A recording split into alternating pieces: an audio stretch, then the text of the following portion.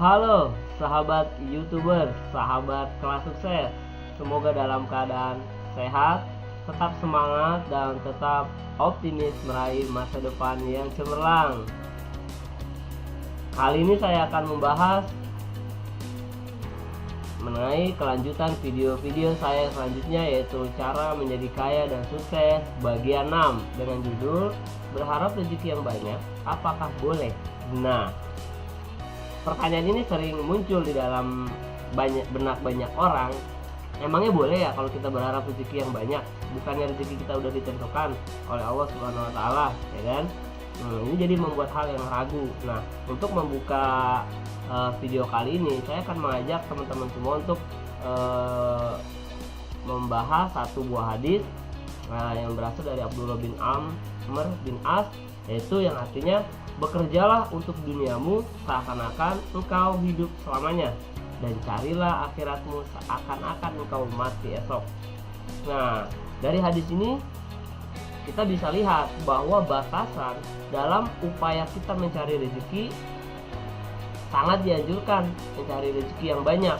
Bahkan diumpamakan seolah-olah kita akan hidup selamanya gitu.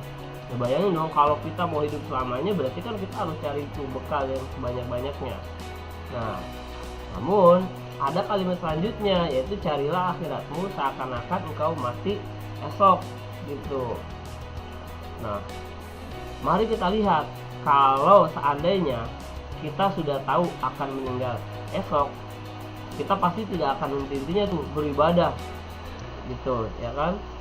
Nah, jadi dengan kata lain, mengusahakan keduanya, baik dunia maupun akhirat, ya kita harus berupaya dengan keras, tapi yang seimbang. Maksudnya seimbang gimana? Artinya kita mencari hidup atau keduniaan itu memang untuk bekal kita beribadah, gitu kan? Nah, seperti yang saya sudah contohkan bahwa juga banyak hal yang kita perlu dari dunia ini untuk agar kita bisa beribadah, misalkan umroh, haji, zakat, nah dan lain-lainnya, masih banyak yang teman-teman mungkin sudah ketahui. Nah, selanjutnya kita lihat lagi, ada juga sebuah hadis yang kurang lebihnya isinya seperti ini. Muslim yang lebih disukai Allah adalah muslim yang kuat iman dan nafkahnya daripada muslim yang lemah. Nah, oleh karena itu sebagai muslim kita sangat dianjurkan berharap kepada Allah untuk dikaruniakan rezeki yang banyak, halal dan berkah.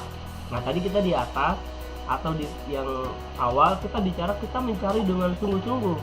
Namun kita tidak boleh melupakan doa, karena manusia itu hanya bisa berikhtiar. Tentunya hasil itu tergantung pada Allah Subhanahu wa taala. Nah, jadi kegigihan kita untuk mencari dunia atau kekayaan harus dibarengi dengan niat menunjang beribadah kepada Allah, seperti ya menafkahi keluarga, menolong saudara, dan membantu sesama gitu. Nah, para nabi terdahulu, misalkan Nabi Sulaiman, Nabi Musa, Nabi Isa juga pernah meminta rezeki. Bahkan doa-doa mereka diabadikan dalam Al-Quran. Nah, sekarang kita lihat kepada Nabi Muhammad SAW. Nabi Muhammad pernah mengajarkan satu doa kepada sahabatnya yang datang kepada beliau karena kesulitan rezeki. Nah, kurang lebih redaksi doanya seperti ini. Ya Allah, yang maha kaya, yang maha terpuji, maha pencipta, maha kuasa mengembalikan, maha penyayang dan maha pengasih, cukupi aku dengan harta halalmu, bukan dengan yang haram. Isilah hari-hariku dengan taat kepadamu, bukan mendurhakaimu. Cukupilah diriku dengan karuniamu, bukan selainmu. Nah, perhatikan susunan doa yang beliau ajarkan ini. Kata yang dipilih adalah cukup, bukan banyak, karena banyak belum tentu cukup gitu. Tapi kalau cukup menurut Allah, ya Allah, karena Allah lebih tahu kebutuhan kita gitu. Semoga Allah mengkaruniai kita rezeki yang cukup gitu, buat kita, buat keluarga kita, dan yang paling penting adalah orang banyak gitu. Sehingga kita meninggalkan keluarga kita atau ahli waris kita tidak dalam keadaan miskin atau fakir. Kenapa? Kenapa seperti itu? Karena meninggalkan ahli warismu kaya itu lebih baik daripada kamu meninggalkan mereka dalam keadaan miskin, sehingga mereka terpaksa meminta-minta kepada sesama manusia. Sesungguhnya apa yang kamu nafkahkan dengan maksud mencari ridho Allah, pasti kamu diberi pahala.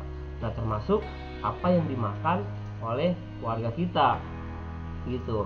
Nah, mencari nafkah bila diniatkan semata-mata mencari keridhaan Allah, maka ini akan lebih bernilai.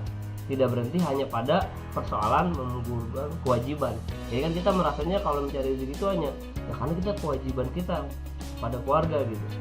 Nah, tidak sampai di situ, tapi akan bernilai ibadah. Bahkan ada yang mengatakan itu ketika seorang ayah keluar dari rumahnya untuk mencari nafkah, dia seolah-olah seperti berjihad di jalan Allah.